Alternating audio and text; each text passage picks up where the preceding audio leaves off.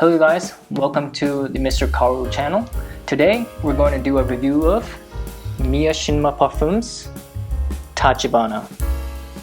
So stay tuned.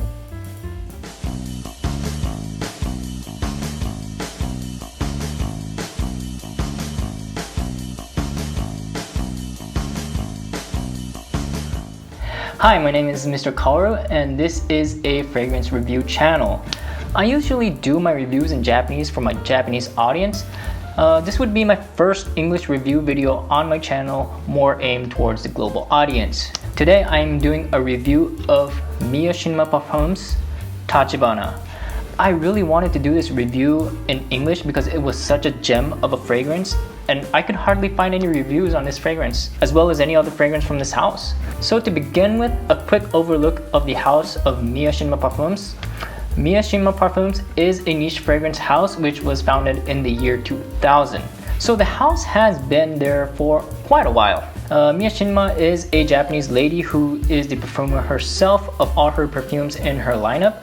She is currently completely based in France. She also does bespoke style fragrances at her atelier in Paris. I believe she was born and raised up in Japan, but at some point in her life, she visited France and was so much inspired by the perfumery culture, she decided to move to France and got into perfumery school. What I heard is that as soon as she graduated the school, she was awarded some kind of award for perfumery and she burst out into the scene. Please correct me if I'm wrong, but it seems that we are looking at a very talented lady. She uses carefully picked raw materials which are macerated as you would expect from these niche houses. The house has three fragrance lines: the Heritage line as the standard fragrance line, the Low line for the more lighter cologne style fragrances, and the Kimono line for the exclusive fragrances. Tachibana is belonging to the Heritage collection.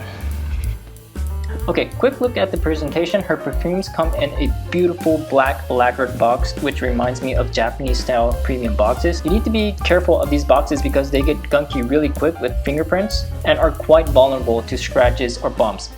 As you can see, I seem to have goofed up and damaging one of the corners, and I do not even remember hitting it hard against anything. I highly recommend you to keep it in the white covering paper which it originally comes in.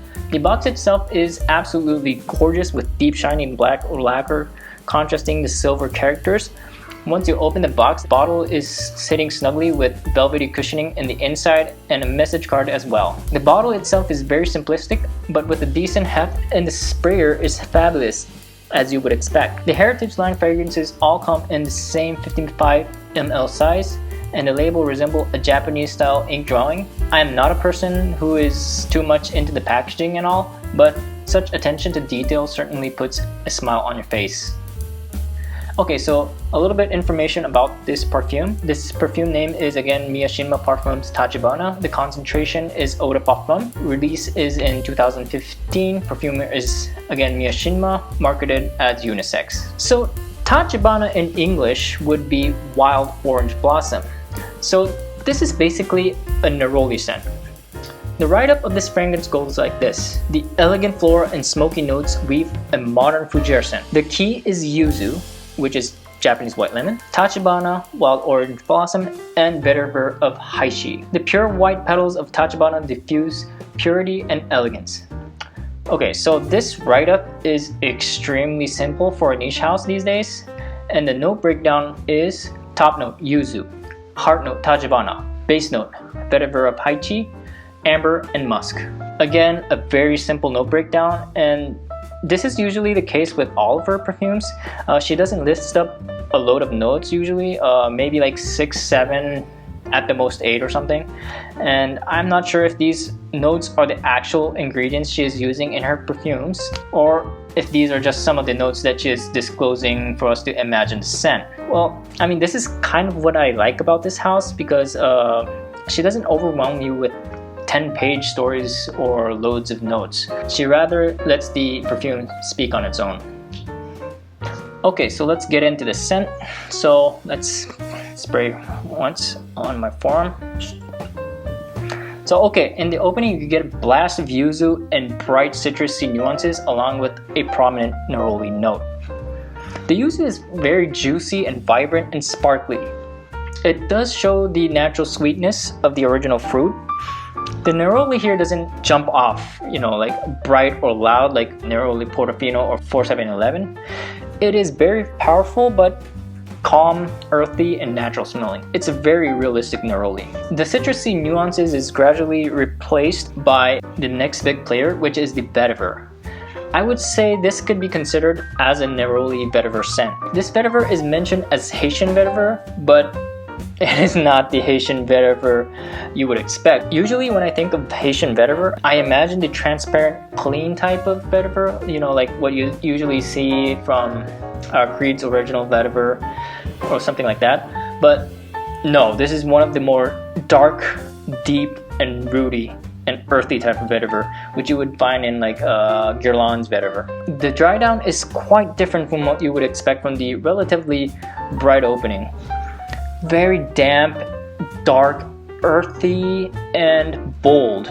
To my nose, it's leaning towards more earthy than smoky, but I can certainly detect some smokiness. It comes along quite dirty, and on the skin, the earthiness is more prominent, and it may come across as animalic to some people. But the blend of Neroli and vetiver is really nicely done with ambery nuances, along with the musk that gives it a very elegant touch to the experience. So this is niche perfumery at its best. I would say this is quite different from any kind of Neroli scent I've ever experienced. Tachibana is the boldest and earthiest Neroli composition, at least from my experience. This is a definite head turner with a bold impression. Actually, this was a love at first sniff for me, and I still stand to that point. The interesting part is that I would have never imagined this scent had so much depth with just the note breakdown. And I still do not understand why Madame categorizes this fragrance as a modern fougere. I can really bet that no one would categorize this fragrance as anything named after fougere with a blind test. This is a bold and sophisticated Neroli scent, which is a true staple in her collection. Okay, so let's get into the performance. So I would not say the performance is beastly, but the overall performance is very good. It lasts about 5 to 6 hours of moderate projection, and it clings onto your skin for about 8 to 9 hours. It would definitely take you throughout a whole day of work. I would frankly say that the performance is a lot better than the majority of Neroli fragrances out there in the market. And so who should wear this? Okay, so as for me, it's leaning towards being masculine from its bold, earthy nature. However, I would absolutely have no issues with a woman wearing this as well. Age-wise, I would imagine it being more for 30 and up. This is an extremely wearable and versatile scent as well. It will give you a sophisticated impression in any occasion. I would wear it to work, family events, casual events, formal events. It would do good in almost every season, I think. I would have to say it might get a little bit cloying in the extreme summer heats, but actually I'm surprised myself to say this to a Neroli fragrance. I think it just shows you how bold this fragrance is. Okay, so the overall rating. So overall, I would definitely recommend this to a fragrance aficionado, especially if you like Neroli or dark vetiver scents. This is one of the fragrance as an art kind of fragrance, but wearable at the same time. I would not say this is compliment getting fragrance though. I do not think this would be for anyone in the process of getting into fragrances. You would have to have somewhat of a trained nose to appreciate this concentration because there is a lot going on with this. This retails for around 180 euros for a 55 ml. That may seem on the higher side of things, but if you would consider the quality that comes into this, to me, it's absolutely worth the money.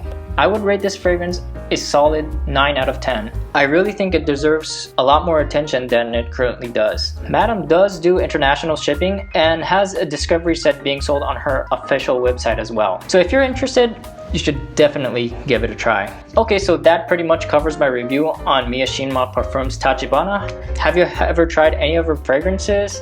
Please comment below and let me know what you think about them.